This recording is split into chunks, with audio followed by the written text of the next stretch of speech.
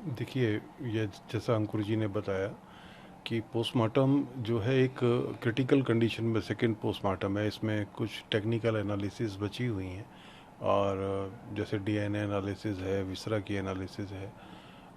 तो इसमें मतलब एक लैब अपना टाइम ले लेती है। जो एक प्रिलिमिनरी रिपोर्ट है वो चूँकि नहीं दी जा सकती होगी इसलिए उन्होंने नहीं दी है, उसके बारे में मैं कुछ नहीं कह सकता। पर उनका कहना ये है कि हम सारी रिपोर्ट एक साथ देंगे, जितनी भी फाइंडिंग्स हैं वो हम एक साथ प्रस्तुत करेंगे। तो ये उनका जुरिडिक्शन का मैटर है, उनके प्रोटोकॉल का मैटर है, जिसमें हम कुछ नहीं कह सकते। तो they are taking their time और उम्मीद है कि वो जल्दी फिनिश कर लेंगे और उसको एक क्यू से निकाल के आउट ऑफ द बॉक्स जाके करेंगे।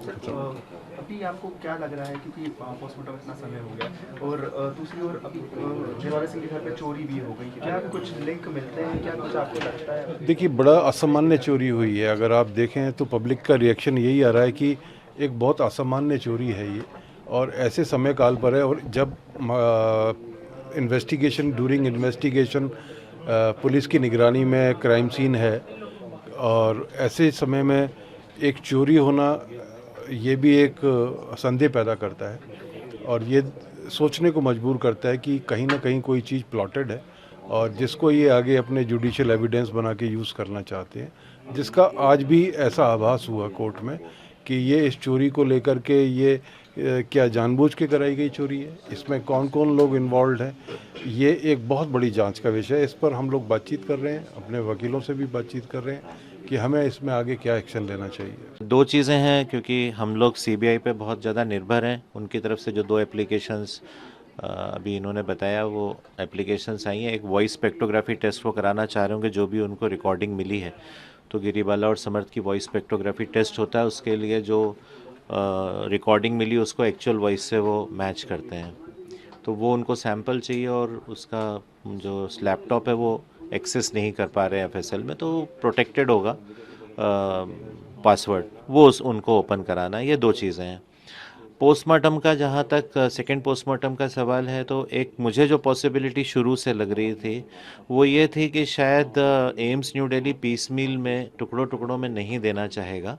और चूंकि पुराने पोस्टमार्टम में हमारे हिसाब से जो हमने हाईलाइट की थी कि जो कमियां रह गई हैं, तो ऐसा हो सकता है कि वो एफएसएल की रिपोर्ट और विसरा की रिपोर्ट और सब आ जाने के बाद, और फर्स्ट पोस्टमार्टम में हमें ये भी दिखता है कि त्विषा के नेल्स उन्होंने जब्त किए हैं, तो शायद उसका भी डीएनए के लिए वो वेट कर रहे होंगे।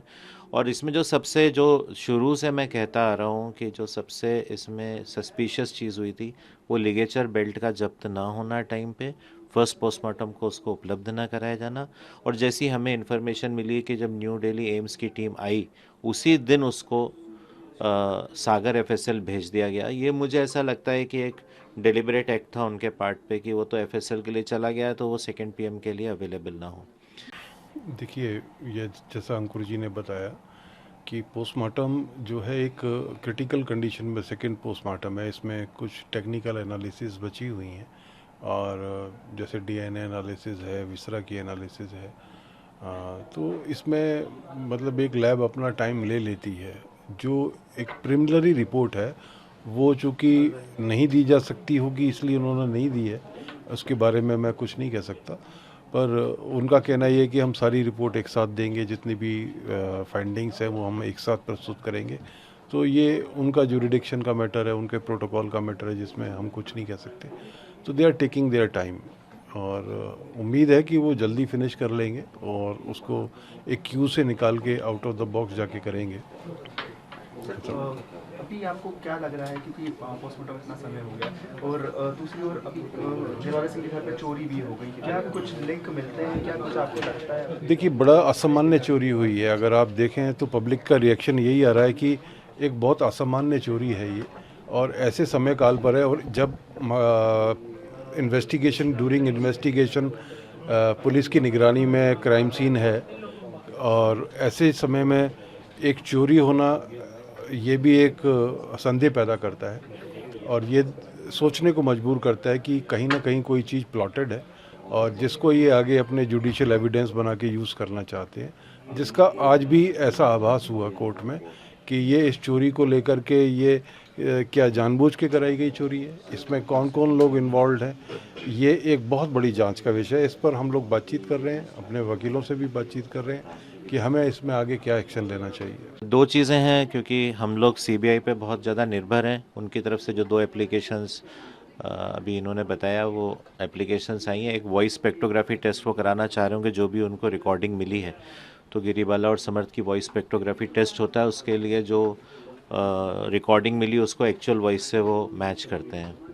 तो वो उनको सैंपल चाहिए, और उसका जो लैपटॉप है वो एक्सेस नहीं कर पा रहे हैं एफएसएल में, तो प्रोटेक्टेड होगा पासवर्ड, वो उनको ओपन कराना है। ये दो चीज़ें हैं।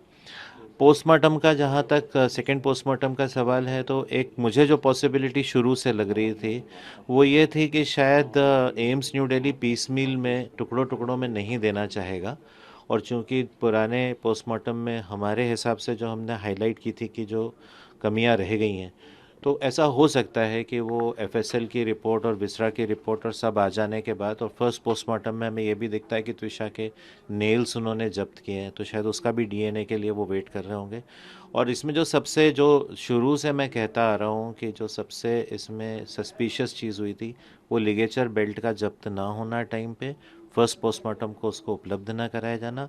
और जैसी हमें इन्फॉर्मेशन मिली कि जब न्यू दिल्ली एम्स की टीम आई, उसी दिन उसको सागर एफएसएल भेज दिया गया। ये मुझे ऐसा लगता है कि एक डेलिबरेट एक्ट था उनके पार्ट पे, कि वो तो एफएसएल के लिए चला गया है, तो वो सेकंड पीएम के लिए अवेलेबल ना हो। देखिए, ये जैसा अंकुर जी ने बताया कि पोस्टमार्टम जो है एक क्रिटिकल कंडीशन में सेकंड पोस्टमार्टम है, इसमें कुछ टेक्निकल एनालिसिस बची हुई हैं, और जैसे डीएनए एनालिसिस है, विसरा की एनालिसिस है, तो इसमें मतलब एक लैब अपना टाइम ले लेती है। जो एक प्रिलिमिनरी रिपोर्ट है वो चूँकि नहीं दी जा सकती होगी, इसलिए उन्होंने नहीं दी है, उसके बारे में मैं कुछ नहीं कह सकता। पर उनका कहना ये है कि हम सारी रिपोर्ट एक साथ देंगे, जितनी भी फाइंडिंग्स हैं वो हम एक साथ प्रस्तुत करेंगे। तो ये उनका जुरिडिक्शन का मैटर है, उनके प्रोटोकॉल का मैटर है, जिसमें हम कुछ नहीं कह सकते। तो they are taking their time, और उम्मीद है कि वो जल्दी फिनिश कर लेंगे और उसको एक क्यू से निकाल के आउट ऑफ द बॉक्स जाके करेंगे।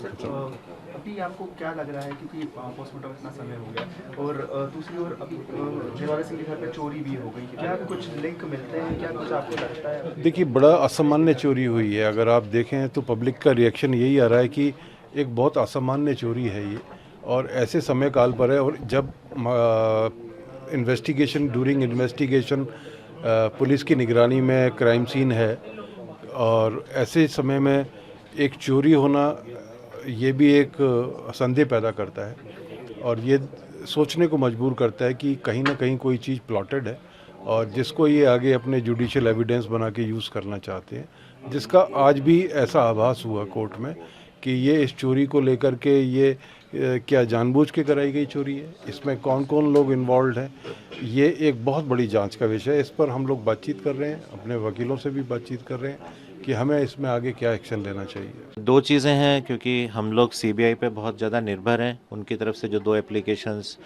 अभी इन्होंने बताया, वो एप्लीकेशंस आई हैं। एक वॉइस स्पेक्ट्रोग्राफी टेस्ट वो कराना चाह रहे होंगे, जो भी उनको रिकॉर्डिंग मिली है। तो गिरीबाला और समर्थ की वॉइस स्पेक्ट्रोग्राफी टेस्ट होता है, उसके लिए जो रिकॉर्डिंग मिली उसको एक्चुअल वॉइस से वो मैच करते हैं।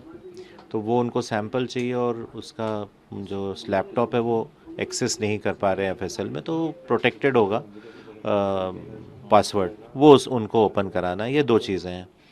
पोस्टमार्टम का जहाँ तक सेकंड पोस्टमार्टम का सवाल है, तो एक मुझे जो पॉसिबिलिटी शुरू से लग रही थी वो ये थी कि शायद एम्स न्यू दिल्ली पीस मील में टुकड़ों टुकड़ों में नहीं देना चाहेगा। और चूंकि पुराने पोस्टमार्टम में हमारे हिसाब से जो हमने हाईलाइट की थी कि जो कमियां रह गई हैं, तो ऐसा हो सकता है कि वो एफएसएल की रिपोर्ट और विसरा की रिपोर्ट और सब आ जाने के बाद, और फर्स्ट पोस्टमार्टम में हमें ये भी दिखता है कि त्विषा के नेल्स उन्होंने जब्त किए हैं, तो शायद उसका भी डीएनए के लिए वो वेट कर रहे होंगे।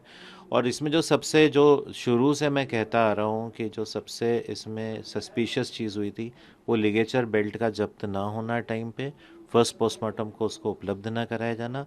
और जैसी हमें इन्फॉर्मेशन मिली कि जब न्यू दिल्ली एम्स की टीम आई, उसी दिन उसको सागर एफएसएल भेज दिया गया। ये मुझे ऐसा लगता है कि एक डिलिबरेट एक्ट था उनके पार्ट पे कि वो तो एफएसएल के लिए चला गया है तो वो सेकंड पीएम के लिए अवेलेबल ना हो।